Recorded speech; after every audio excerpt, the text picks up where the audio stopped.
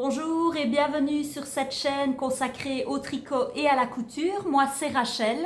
On se retrouve aujourd'hui pour un épisode un peu spécial. C'est le retour d'un festival laineux donc où je me suis rendue la semaine dernière. C'était du côté de Namur à l'Arsenal. Euh, on a craqué son slip. Allez, je vous montre ça tout de suite.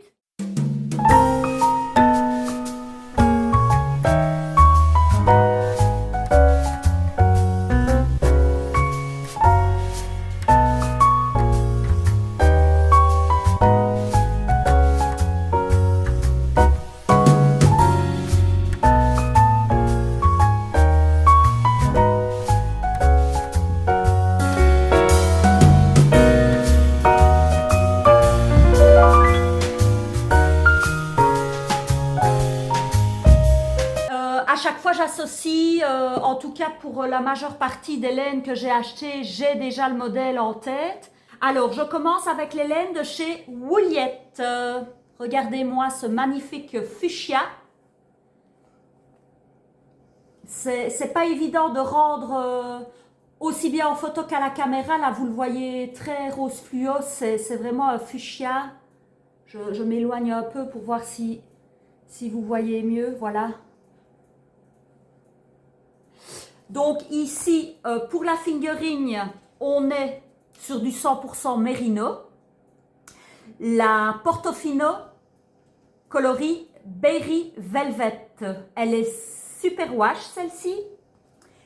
Et pour la Super Doucette, Berry Velvet également pour le coloris. Et celle-ci est non super wash. On est à 50 grammes, 420 mètres. 60 grammes de kid mohair et 36% de soie.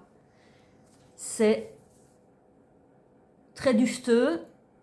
Donc je vais associer ces deux qualités donc pour faire le top Iced Tea proposé chez Woolyette par Lucie Bogart. Donc vous le retrouvez le patron sur Ravelry. Top down, donc qui se commence par le haut et avec des épaules tombantes. Vous allez donc tricoter votre épaule gauche, votre épaule droite, quelques centimètres pour arriver au-dessous de manche. Vous relevez des mailles tout du long de la couture pour faire un demi devant, un demi devant gauche, un demi devant droit. C'est un col arrondi. Vous arrivez au même nombre de centimètres pour rejoindre le dos. Ensuite, c'est du jersey en droit. Et après, vous venez tout autour ici relever des mailles pour faire un certain nombre de centimètres de côte demi-torse de chaque côté. Le bas, pareil, un certain nombre de centimètres en côte demi-torse. Et pour le col, vous venez relever un certain nombre de mailles pour faire également des demi-torses. Top tout à fait basique et donc ce sera un jeu de rayures, un petit peu comme le style du Elton. J'avais pu moi tricoter la version gilet de l'Elton de Joji Locatelli. Et bien ici on sera sur un petit t-shirt. À mon avis, il va pas tarder quand même, malgré que c'est un modèle où on pourrait penser que c'est été. Voilà, je me dis que en dessous d'un blazer, pour une sortie en intérieur, style resto ou soirée spectacle, etc., ça peut faire le job et la couleur est vraiment très festive. Donc, je pense vraiment qu'il ne va pas tarder à monter sur les aiguilles. Alors, je passe sur les laines de chez Yarnolin. Regardez-moi cette petite merveille. De nouveau, là, on est sur deux qualités, donc deux écheveaux de l'une, deux écheveaux de l'autre. Donc ici, on est sur un 100% Merino Superwash. Madame AD6 pour le coloris. Donc c'est crème, hein, on est vraiment sur, vous avez la bonne tête là. Et son partenaire, je ne sais pas si je vais les tricoter 2 fils ensemble ou si je vais faire un jeu alternance rayures parce que ici on est quand même sur de la 42% de mérino, 32% de superfine alpaga, 18% de Donegal et 8% de lait, si je vois bien. Linen, c'est du lait. 400 mètres. On est sur un écheveau également 200 grammes ici. Et la particularité donc des speckles, quand je regarde, je ne sais pas si vous allez le voir de plus près, mais on a vraiment cette sensation d'une laine un peu tweedée comme ça, et les tweeds qui sont colorés.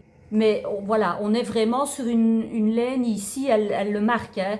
C'est une collection de les exclusives, collection de laine à speckles avec de jolies nuances. Les baies sont uniques et non reproductibles. Donc moi, je passais donc devant le stand de Yarnelin quand elle présentait justement cette qualité de laine là à une des clientes.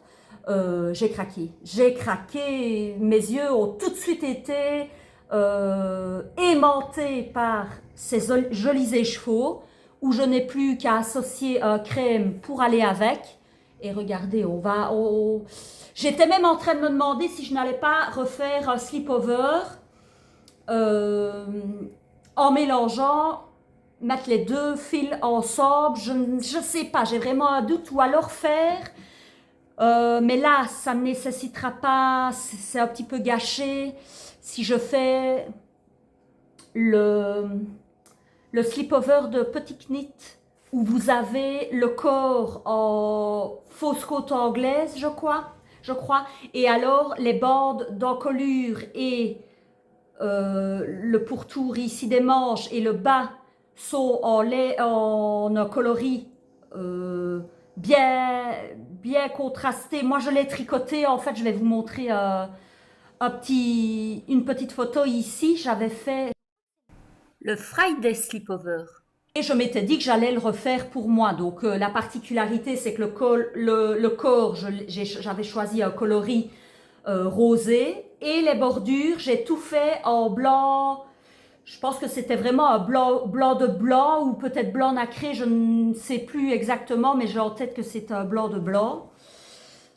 Et je me dis que peut-être, je ferais peut-être bien tricoter 2 fils ensemble et les bordures, donc du col en V et les bordures de manches et le bord du corps, uniquement avec cette teinte-ci.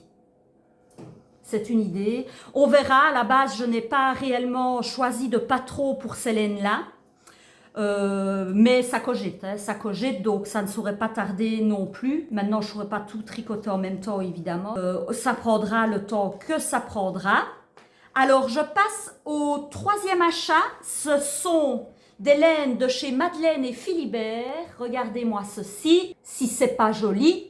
Alors ici, vous l'aurez compris, j'ai choisi ce trio pour un châle et j'ai jeté mon dévolu sur le Fiberfest de Stephen West.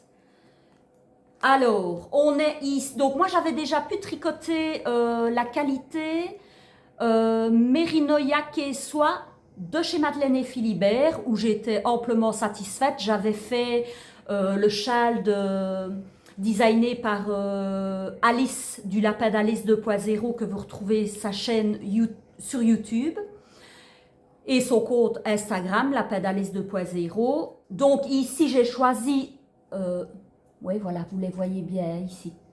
Le gris ici est un peu plus foncé, là on s'en va vers toujours un peu du gris mais qui vire un peu vers le beige avec des speckles. Vous le voyez bien ici. Et donc, j'ai pris l'abricot ici pour revenir, pour un dégradé des 2 ici pour le corps du châle, qui se tricote donc du haut vers le bas. Donc, dans un premier temps, il y aura ceci, et puis la bordure. Si je ne m'abuse, c'est de la brioche bicolore. Et ce sera parfait. La bordure en brioche bicolore, comme ceci, ce sera parfait. Donc ici, le plus foncé, on est... donc c'est la single soie, je ne sais plus si je vous l'ai dit, Saint-Pierre-et-Maquelon, 70% de Mérino Superwash et 30% de soie. Ensuite, nous avons le coloris Amsterdam pour celui-ci. Et ici, Fort-de-France pour le coloris abricot. Celui-là aussi, il me tarde. Les châles, ben, cette saison, donc à mon avis, priorité sera donnée aux châles. Parce qu'il n'y en a pas qu'un qui est dans mon esprit. C'est la première fois aussi, c'est dommage, mais bon, voilà, ça arrive, c'est maintenant, c'est le moment. Je suis tombée donc sur la charmante Nathalie de By Night. Voici que voilà. J'ai choisi sa qualité, je pense que c'est une de ses qualités les plus récentes, c'est la Supernova. Donc ici, on est sur un coloris, vous le voyez un peu brique, hein, vous là, mais c'est vraiment un bordeaux. Hein, on est vraiment sur un bordeaux, rouge bordeaux. Hein, là. Et donc ici, chamarré. Le bordeaux, c'est le coloris Lac BE. Et ici, on est sur le coloris Amaï. Je présume que c'est ça. Donc, on est sur une qualité ici de laine, c'est du mérino d'Arles. Donc, c'est le croisement de mouton mérino et du bélier d'Espagne. Et donc là, j'ai pris 2 écheveaux pour faire le magnifique. En tout cas, je pense que ce sera, il n'est pas dit que je change un peu d'avis, mais tant que maintenant, mon dévolu, c'est sur le modèle John for Joy de Nadia Crétin-Leschen, NCL Knit. Donc, je vous montre une petite photo du patron de Nadia. Je pense, on est sur un patron de châle à 2 écheveaux. C'est de la texture, hein. On est sur de la brioche, des rayures. Donc, des rayures, de la brioche. Mais la brioche, si je ne m'abuse, vous le verrez de toute façon sur la photo. Je sais qu'il y a de l'unicolore, mais je ne sais plus si au-dessus on ne retrouve pas de la bicolore. On verra. Et alors, il y aura aussi de la nope. Et je me dis qu'avec le mérino d'Arles, ben, on va être sur un patron de châle bien douillet, bien chaud pour justement la saison hivernale qui approche. Donc, je pense que ça va être même avant le châle de Steven West. Alors, je termine avec les laines. Voilà, je vous montre, on voit bien les coloris là. Donc, c'est une lainière, oui, une lainière en Touraine. Voilà, belle étiquette. Alors, on est également ici sur du 100% Mérino d'Arles également. Donc, on sent qu'il y a du rustique, hein. On sent qu'il y a, c'est pas, je ne dirais pas que c'est piquant, mais c'est rustique. Ce n'est pas aussi doux que le 100% Mérino. On sent bien ici que c'est une autre qualité parfaite. Je pense que ce sera parfait justement pour le design jacquard que j'ai choisi de la designeuse Eleanor Mortensen. Et je vous montre donc son patron, c'est le pull Art Déco. Donc Art Déco sweater. Donc pull Art Déco tout simplement en français. Le petit nom de la teinturière ici, c'est Louise Dupin. On est sur des écheveaux de 100 grammes, 464 mètres quand même. Le seul problème en fait, c'est qu'il faudrait que je regarde sur la version en anglais, mais la version, parce qu'il est en français, le pull Art Déco, je l'ai téléchargé donc en français, mais il est aussi en anglais. J'ai relu le patron et je ne vois pas l'aisance recommandée. Donc moi, je suis partie sur un buste fini de 100 cm, mais je me demande si je vais même pas aller vers la taille 3 pour avoir 106 cm, pour être sûre d'être vraiment à l'aise au niveau du yoke. On verra, je vais essayer de voir si c'est pas un oubli dans la version en français. Et donc, ça ce sera donc bien entendu mon coloris principal. Et ici, vous le voyez fort orangé, hein, on est plus vers, j'essaie de me reculer, un brick orangé, mais un peu moins pétant que moi le retour que j'ai à la caméra. Donc voilà pour mon retour de mes achats du Crazy Knit et Crochet qui s'est déroulé le week-end dernier à Namur. C'était pour moi un jour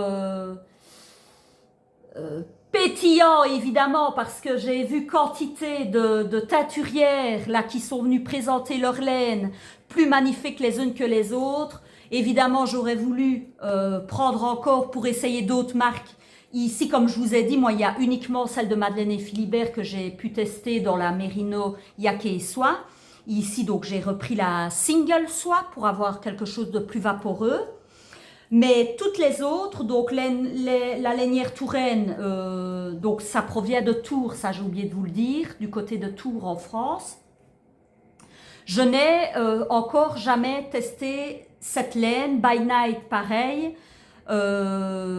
Yarnolin pareil et Wouliette, voilà, donc ça va vraiment être quelque chose des qualités de laine nouvelles pour moi à tester et je vous ferai évidemment un retour assez rapidement, je l'espère. D'ici là, portez-vous bien, bon tricot à toutes et tous et on se retrouve très bientôt pour un épisode de podcast et l'avancée de mes projets. À très bientôt!